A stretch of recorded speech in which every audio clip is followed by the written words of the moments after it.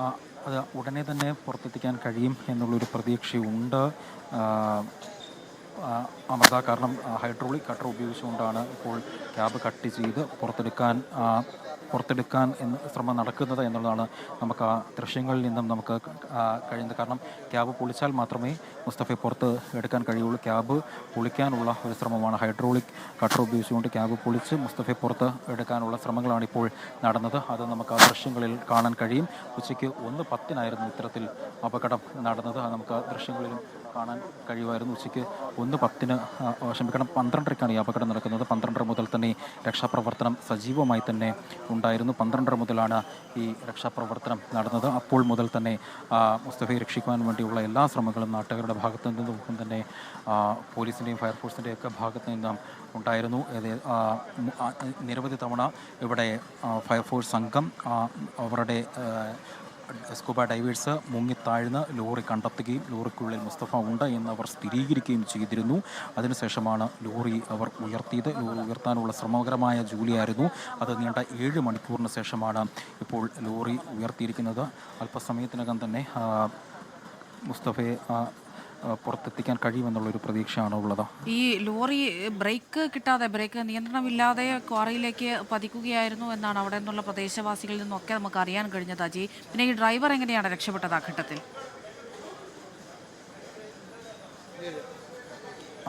നമുക്ക് ഡ്രൈവർ ആ ഘട്ടത്തിൽ നമുക്ക് ദൃക്സാക്ഷികൾ പറയുന്നതനുസരിച്ച് നമുക്കതൊരു വ്യക്തതയില്ല. പോലീസിൻ്റെ ഭാഗത്തു നിന്നല്ല, ദൃക്സാക്ഷികളാണ് പറയുന്നത്. ദൃക്സാക്ഷികൾ പറഞ്ഞത് ഡ്രൈവർ എടുത്ത് ചാടി, അവിടോട്ട് അപകടം നടന്നപ്പോൾ തന്നെ എടുത്ത് ചാടി എന്നുള്ളതാണ് പറഞ്ഞത്. ഇപ്പോൾ നമുക്ക് ദൃശ്യങ്ങൾ കാണാം. മുസ്തഫയെ പുറത്തേക്ക് ഇറക്കുകയാണ്. അതും ആ ദൃശ്യങ്ങളിൽ കാണാം. മുസ്തഫയെ ഇപ്പോൾ പുറത്തേക്ക് കൊണ്ടുവരുന്ന ദൃശ്യങ്ങളാണ് ഇപ്പോൾ അമൃത കണ്ടുകൊണ്ടിരിക്കുന്നത്. 7 മണിക്കൂറിന് ശേഷം ആ ലോറി കുളത്തിൽ നിന്ന് പുറത്തേക്ക് പൊക്കിയിരിക്കുകയാണ്. അതിനകത്ത് ആ ക്ലീനർ മുസ്തഫയുണ്ടായിരുന്നു. അദ്ദേഹത്തെ പുറത്തേക്ക് എടുക്കുകയാണ് ഇപ്പോൾ ഈ പ്രവർത്തനത്തിന് നേതൃത്വം കൊടുത്ത സംഘം.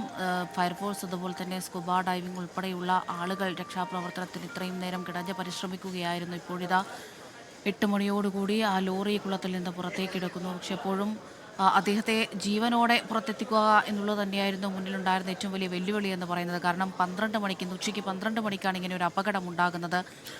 ഈ ലോറി നിയന്ത്രണം വിട്ട് ക്വാറിയിലെ കുളത്തിലേക്ക് പതിക്കുന്നത്. അപ്പോൾ അദ്ദേഹത്തെ രക്ഷിക്കുക, ജീവനോടെ പുറത്ത് കൊണ്ടുവരിക എന്നുള്ളത് വലിയ വെല്ലുവിളി തന്നെയായിരുന്നു. ഇപ്പോഴിതാ 7 മണിക്കൂർ പിന്നിടുകയാണ്. എന്താണ് അവസ്ഥ എന്നൊക്കെയുള്ള കാര്യത്തിലൊരു സ്ഥിരീകരണം ലഭ്യമാകേണ്ടിയിരിക്കുന്നു. അത് വളരെ വേഗത്തിൽ തന്നെ എത്തും, അല്ലെങ്കിൽ നമുക്ക് ലഭിക്കും എന്ന് തന്നെയാണ് കരുതുന്നത്. ഏതായാലും 7 മണിക്കൂറിന് ശേഷം ആ ഒരു ദൗത്യം പൂർണ്ണമായിരിക്കുകയാണ്. ആ ലോറി പുറത്തെത്തിച്ചിരിക്കുന്നു. മുസ്തഫയെ പുറത്തേക്ക് എത്തിച്ചിരിക്കുകയാണ്. ആ ലോറിയുടെ ക്യാബിൻ പൊളിച്ച് പുറത്തേക്ക് എത്തിച്ചിരിക്കുകയാണ് മുസ്തഫയെ. അജി കുഞ്ഞുമോൻ തുടരുന്നുണ്ട്. അജി, നമ്മൾ ഇത്രയും നേരം പറഞ്ഞതുപോലെ ആ ഒരു ജീവന് വേണ്ടിയുള്ള കാത്തിരിപ്പിലായിരുന്നു ഇത്രയും മണിക്കൂറായി നമ്മളെല്ലാവരും തന്നെ. എന്താണ് അദ്ദേഹത്തിൻ്റെ ആരോഗ്യകാര്യത്തിലൊരു സ്ഥിരീകരണം? ജീവനോടെ തന്നെ അദ്ദേഹത്തെ തിരിച്ചു കിട്ടിയോ? വിവരങ്ങൾ?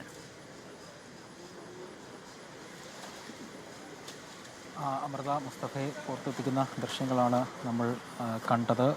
ഇനിയും പോലീസിൻ്റെ ഭാഗത്തു നിന്നും നമുക്ക് കൃത്യമായിട്ടുള്ള വിവരങ്ങൾ തേടേണ്ടതുണ്ട്. അതിനുശേഷമായിരിക്കും ഇക്കാര്യത്തിൽ കൂടുതൽ കാര്യങ്ങൾ എനിക്ക് വെളിപ്പെടുത്താൻ കഴിയുകയുള്ളൂ. ഏതായാലും നീണ്ട 7 മണിക്കൂർ നീണ്ട പരിശ്രമത്തിൽ ഒടുവിലാണ് മുസ്തഫയെ പുറത്തെത്തിച്ചത്. ഉച്ചയ്ക്ക് 12:30 നടന്ന അപകടം, നാടിനെ നടുക്കിയ ഒരു അപകടം. വാഹനത്തിൻ്റെ ബ്രേക്ക് നഷ്ടപ്പെട്ടതിന് ശേഷം ഇവിടേക്ക് ഈ വലിയ 70 അടി താഴ്ചയുള്ള ഈ വലിയ കോറിയിലേക്ക് വാഹനം പതിക്കുകയായിരുന്നു. 40 വർഷമായി ഉപയോഗശൂന്യമായി കിടന്നിരുന്ന ഒരു കോറിയാണ്.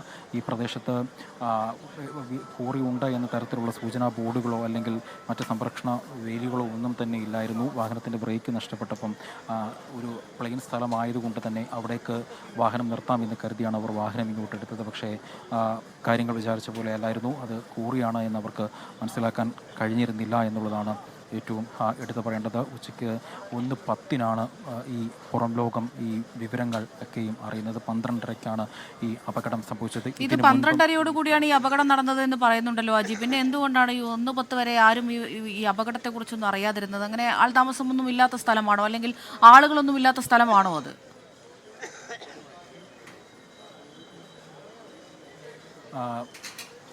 അമൃത, ഈ പ്രദേശം എന്ന് പറയുന്നത്, ഈ പ്രദേശത്ത് ഒരു ഉത്സവം നടക്കുന്നതാണ്. പ്രത്യേകിച്ച് ഇന്ന് വെള്ളിയാഴ്ച കൂടിയായിരുന്നു, പെരുന്നാളിൻ്റെ ആദ്യ ജുമയുള്ള ദിവസം കൂടിയായിരുന്നു. അപ്പോൾ അതുകൊണ്ട് തന്നെ ആളുകളൊന്നും പെട്ടെന്ന് ശ്രദ്ധിച്ചിരുന്നില്ല എന്നുള്ളതാണ് അറിയാൻ കഴിഞ്ഞത്. അതും നമുക്ക് പോലീസിൻ്റെ ഭാഗത്തു നിന്നും ഒഫീഷ്യലായിട്ട് ഒരു വിവരം വേണം. എന്തുകൊണ്ട്, എപ്പോഴാണ് ഈ അപകടം നടന്നത് അടക്കമുള്ള കാര്യങ്ങളിൽ നമുക്ക് ഒരു വിവരം പോലീസിൻ്റെ ഭാഗത്തു നിന്ന് തന്നെ നമുക്ക് ലഭിക്കേണ്ടതുണ്ട്. ഏതായാലും അപകടം നടന്ന് മണിക്കൂറുകൾക്ക് ശേഷം മുസ്തഫയെ പുറത്തേക്ക് എടുത്തു എന്നുള്ള ഒരു വിവരമാണ് ഈ ഘട്ടത്തിൽ നമുക്ക് പറയാനുള്ളത്.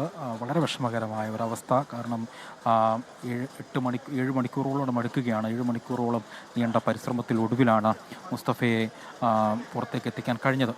ലോകത്തെവിടെയായാലും ഏത് സമയത്തും 24 വാർത്തകളും ഓഗ്മെന്റഡ് റിയാലിറ്റി പാക്കേജുകളും എക്സ്പ്ലെയിനറുകളും വിശദമായി കാണാൻ ഞങ്ങളുടെ യൂട്യൂബ് ചാനൽ നിങ്ങൾക്ക് സബ്സ്ക്രൈബ് ചെയ്യാം.